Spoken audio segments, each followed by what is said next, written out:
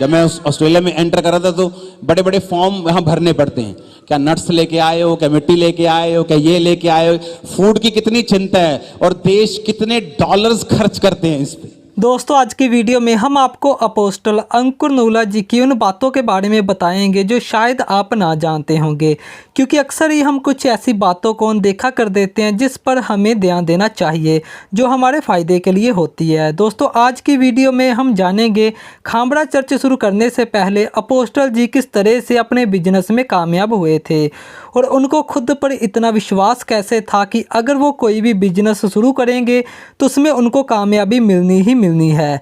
दोस्तों अपोस्टल जी की ये वीडियो आप सभी को एक बार ज़रूर देखनी चाहिए, क्योंकि लोग अक्सर ही बहुत ही जल्द घबरा जाते हैं। ये वीडियो आपको काफ़ी हिम्मत देगी। लेकिन दोस्तों वीडियो शुरू करने से पहले मैं आपसे कहना चाहता हूँ, अगर आप क्रिश्चियनिटी की वीडियोस को देखना पसंद करते हो और अगर अभी तक आपने मेरे चैनल को सब्सक्राइब नहीं किया, जल्दी से मेरे चैनल को सब्सक्राइब कर लें हमारी और नई वीडियोस को देखने के लिए। तो आइए वीडियो को शुरू करते हैं। जब मैं परमेश्वर में आया 2004 में, तो हमारा ट्रेडिंग का बिजनेस था। टाइल्स की ट्रेडिंग करते थे हम पूरे पंजाब में। टाइल्स को जो दुकानदार होते थे उनको हम प्रोवाइड करते थे। हमारी फैक्ट्री मोरबी गुजरात में थी।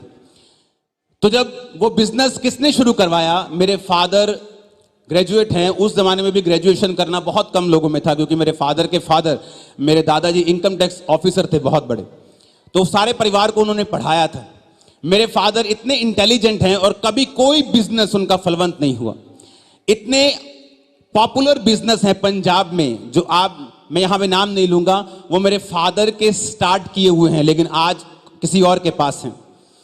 सब कुछ करने के बावजूद भी सक्सेस उनकी लाइफ में कभी नहीं थी। लेकिन जब मैं परमेश्वर में आया, परमेश्वर ने एक अन्य जाति व्यक्ति को भेजा। वो काम स्टार्ट किया जिसकी हमें 1% भी नॉलेज नहीं थी, यहां तक कि हमारे पूरे खानदान ने वो काम नहीं किया था। मुझे मेरे लोगों ने बताया, जो मेरे पास्टर्स थे, मेरे लोग थे, कि परमेश्वर तेरे कारण इस बिजनेस को ब्लेस करेगा। वो बिजनेस ब्लेस होता गया, ब्लेस होता गया, ब्लेस होता गया। इतना हम उस टाइम पे कमाते थे जितना लोग फॉरेन में 1 महीने में कमाते थे। हमारी 1 दिन की कमाई उधर जलंधर में थी। और एक दिन मेरे फैमिली पास्टर्स का विरोध करती थी, तो मेरे पास्टर से मुझे बुलाया और कहा तू चर्च में मत आना, और जितना पैसा तू अपने बिजनेस से यूज करता है परमेश्वर के लिए, उसे यूज करना बंद कर दे, ताकि थोड़ा सा बिजनेस, क्योंकि तू बंद करेगा तो बिजनेस बंद होगा, कम होगा, इनको अकल आएगी। लेकिन वो होने नहीं दिया परमेश्वर ने। लेकिन फलवंत हम होते गए। जहां पहली बार दूसरी बार चर्च लगी, पहली बार रेंटेड प्लेस पे, दूसरी जगह, वो जगह भी हमारी अपनी खरीदी हुई थी, जो हमने परमेश्वर के काम के लिए दे दी थी। मैं आपको बता रहा हूं, आपके फाइनेंसेस एक ही हल है, जीसस क्राइस्ट की सेवा। आपकी फैमिलीज, आपकी बीमारियों का हल, आपके बच्चों का हल, आपकी पारिवारिक ब्लेसिंग का हल एक ही है, जीसस क्राइस्ट की सेवा को करना एक ही हल है। जिस दिन आपने ये अपना लिया, मैं आपको बता रहा हूं, आपकी सारी प्रॉब्लम्स, मैं कह रहा हूं सारी, मैं ये नहीं कह रहा हूं 99%, मैं कह रहा हूं सारी प्रॉब्लम्स आपकी सॉल्व होने वाली हैं। पवित्र आत्मा आपकी फैमिलीज में जुम्बश करने वाला है। वो खुद आपके बिजनेस को फलवंत करेगा, खुद आपके लिए रास्तों को खोलेगा। आमीन। ऊंचे वाला चाहिए तो ये आपकी होगी। हालेलुया। आप तैयार है सेवा करने के लिए, तौबा करने के लिए, गलत कामों से मन फिराने के लिए? वो नहीं चाहता आप रोएं अपनी हीलिंग के लिए, अपने डिलीवरेंस के लिए, मेरा बिजनेस सेट नहीं होता।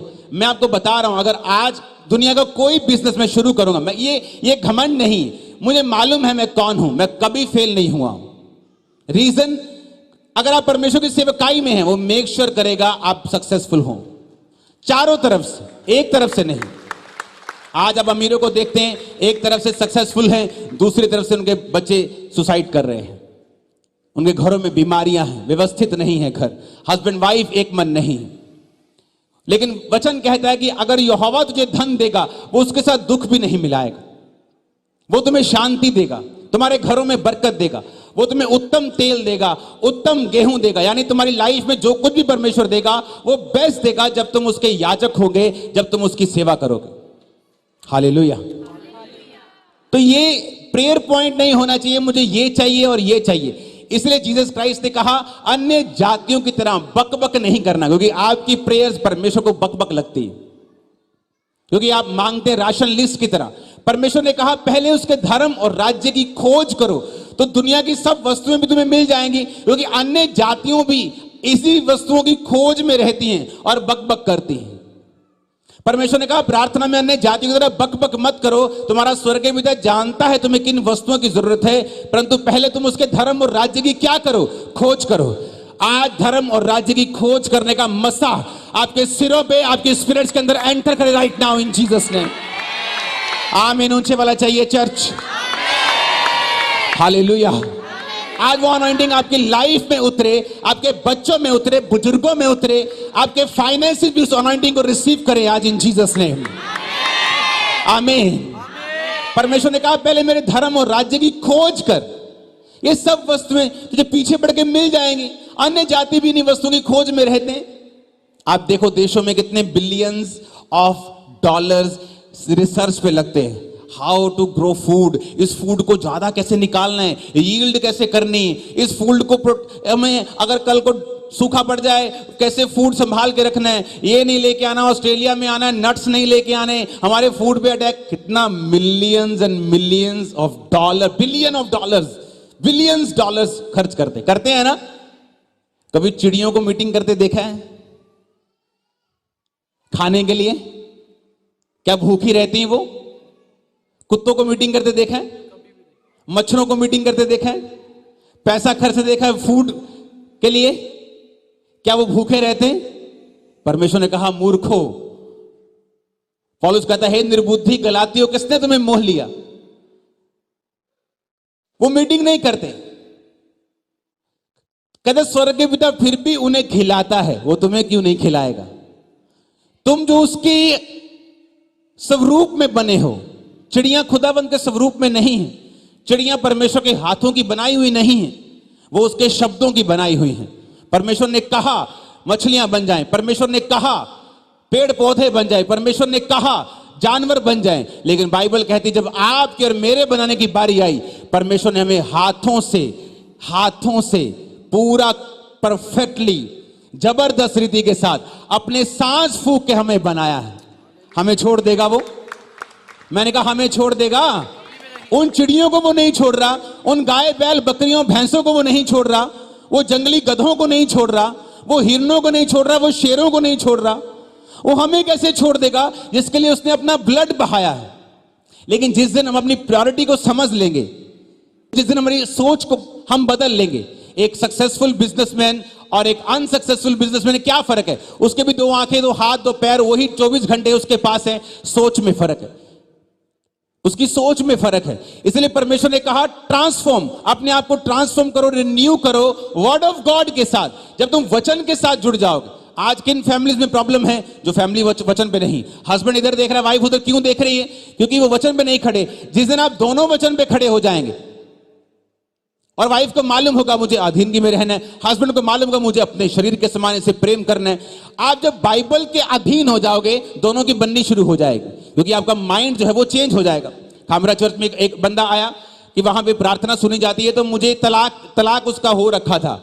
तो पहले सुलह की कोशिश की, सुलह नहीं हुई, दूसरी तीसरी चौथी बार नहीं हुई, तो तलाक उसका हो गया और वो तैयारी में था कि आज कल में तलाक हो जाएगा। कहते खामरा चर्च है जल्दी तलाक हो जाएगा, प्रार्थना जल्दी सुनी जाएगी। खामरा चर्च में आया तो जब वचन सुना कि तलाक तो पाप है, तलाक तो परमेश्वर नफरत करता है, डाइवोर्स से तो वो नफरत करता है, परमेश्वर चाहता नहीं हम उसकी सारी सोच बदलनी शुरू हुई कि नहीं।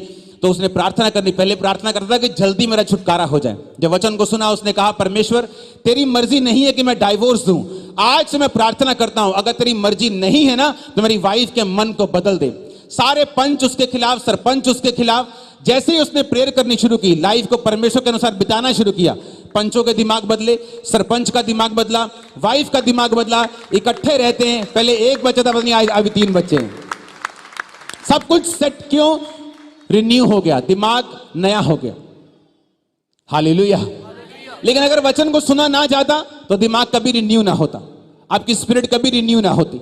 आप अपने दिमाग से, अपने सिचुएशन के हिसाब से और जो कुछ शैतान ने आपको परिस्थितियां दी हैं, आप फिर उसके अनुसार चलते और लाइफ में कभी भी बदलाव नहीं आता। हालेलुया। और इसलिए कहते हैं कि जब आप जीवित चर्च में होते हैं, आप जीवित वचनों को सुनते हैं। बाइबल कहती है कि जिस सांस से परमेश्वर ने मिट्टी के आदम को जिस सांस से फूका था, और आदम जीवित प्राणी बन गया था, वो सेम सांस इस वचन के ऊपर फूकी गई है जो आपके हाथ में है। आपको मालूम है? सेम सांस, 99% नहीं, सेम 100% वही सांस जो आदम के ऊपर फूकी गई थी, बाइबल के वचनों में सेम श्वास है। ऐसी हिब्रू और यूनानी स्टडी कहती है कि वो सेम सांस जिससे आदम को फूका गया था, वो परमेश्वर के वचन के ऊपर भी सेम सांस है। अब आप ये बताओ, आप कैसे जीवन को एक्सपेक्ट कर सकते हो जब परमेश्वर ने आपको वचन के साथ जुड़ने के लिए बोला है और आप में से बहुत से लोग बाइबल नहीं पढ़ते होंगे, वचन नहीं पढ़ते होंगे। वचन पढ़ने का मतलब है अपनी जिंदगी में वही सांसों को वापस लेना जो आदम के ऊपर फूके गए थे। आप चल तो रहे हैं लेकिन मुर्दा की तरह, आपकी फैमिलीज मुर्दा की तरह है, आपकी फादर सन रिलेशनशिप एक मुर्दा की तरह है, क्योंकि उस रिलेशनशिप के ऊपर परमेश्वर की सांस नहीं है। और सांस कैसे आएगी? जब आप वचन को पढ़ते हैं, आप वचन को सीखते हैं, आप वचन को खुद पढ़ते हैं, आप वचन को सुनते हैं, आप किसी जीवित चर्च का हिस्सा, आप संडे चर्च में होते हैं, चाहे वो 2 घंटे ड्राइव हो, 6 घंटे ड्राइव हो, नो प्रॉब्लम, प्राइस को पे करो जीवित चर्च में जाने के लिए। हालेलुया। इसलिए मैं आशीषित हूं। आई थिंक मैंने इन चीजों की कभी परवाह नहीं की, कभी परवाह नहीं की। ना परमेश्वर में पैसों की परवाह की, ना सेहत की परवाह की, ना इज्जत की परवाह की। और आज आई थिंक सबसे ज्यादा यही चीजें मेरे पास होंगी जिनकी परवाह नहीं की गई। जीसस ने कहा, जो कुछ तू मेरे लिए छोड़ देगा मैं तुझे दूंगा। तो मेरे लिए छोड़ के देख, मैं तेरे को दूंगा। जो कुछ तू रखना चाहेगा, ओ टायर्डनेस हो गई, ओ नहीं नहीं बहुत दूर है, वो सब चीजें मैं तुझसे छीन लूंगा। ऊंची आवाज में हालेलुया बोलो। हालेलुया। आप तैयार है सेवा करने के लिए? उसने कहा, अन्य जाति भी इसी वस्तुओं की खोज में रहती हैं, उनको भी खाना पीना कपड़ा। परमेश्वर ने कहा, अन्य जातियां इन्हीं वस्तुओं की खोज में रहती हैं, परंतु तुम्हारा स्वर्गीय पिता जानता है तुम्हें किन वस्तुओं की जरूरत है। हालेलुया। जब मैं ऑस्ट्रेलिया में एंटर कर रहा था तो बड़े बड़े फॉर्म वहां भरने पड़ते हैं। क्या नट्स लेके आए हो, क्या मिट्टी लेके आए हो, क्या ये लेके आए हो। फूड की कितनी चिंता है और देश कितने डॉलर्स खर्च करते हैं इस पे, लेकिन एक भी भैंसा इस पे कोई खर्च नहीं करता, $1 भी खर्च नहीं करता, कोई खर्च नहीं करता, और परमेश्वर सबको खिलाता है। मैंने कहा, आप लोग जो जीसस क्राइस्ट के जैसे दिखते हैं, जो उसके हाथों की कारीगरी है, फिर उसके हाथों की कारीगरी के बाद आप पाप में गिरे और फिर जीसस क्राइस्ट आए और लहू को बहाया, जिसने अपना लहू मोल दे के आपको खरीदा है, क्या वो आपके आंसुओं को ना पहुंचेगा? क्या वो आपके फाइनेंस का इंतजाम नहीं करेगा? जिसने अपना एक लौता बेटा यीशु मसीह आपको दे दिया, क्या वो आपके परिवारों को ब्लेस नहीं करेगा? क्या वो आपको हीलिंग नहीं देगा, डिलीवरेंस नहीं देगा? Hallelujah, hallelujah. वो देगा, हमें सिर्फ उसका पीछा करने की जरूरत है। दोस्तों, जैसे कि आप सभी जानते ही हो कि इन दिनों यानी कि 19 और 20 मार्च को अंकुर नूला मिनिस्ट्री के द्वारा ऑस्ट्रेलिया में क्रूसेड किया गया था, जिसमें बड़ी गिनती में लोगों ने आकर परमेश्वर की महिमा करी और अपोस्टल जी से परमेश्वर का वचन भी सुना, और परमेश्वर ने वहां पर बहुत ही बड़े चमत्कार किए और बड़ी बड़ी गवाहियां हमें सुनने को मिली। साथ में दोस्तों आपको ये भी बता दें कि जो आपने अपोस्टल अंकुर नूला जी की वीडियो क्लिप को देखा, जिसमें उन्होंने अपनी टेस्टिमनी को शेयर किया था, जब पिछले साल 2024 में ऑस्ट्रेलिया में क्रूसेड मीटिंग करवाई गई थी, वहां पर अपोस्टल जी ने ये अपनी टेस्टिमनी दी थी। दोस्तों, आप सब ने अपोस्टल जी की टेस्टिमनी को सुना कि किस तरह से वह अपने बिजनेस में कामयाब हुए थे, लेकिन फिर भी उन्होंने अपने बिजनेस को छोड़कर परमेश्वर की सेवा करना चुना। तो दोस्तों, आप सभी का क्या कहना है आज की इस वीडियो के बारे में? कमेंट सेक्शन में अपनी राय जरूर दीजिएगा, और साथ में आज की इस वीडियो को लाइक कर दीजिएगा और इस वीडियो को शेयर करना मत भूलिएगा, ताकि दूसरे लोग भी इस वीडियो को देख पाएं।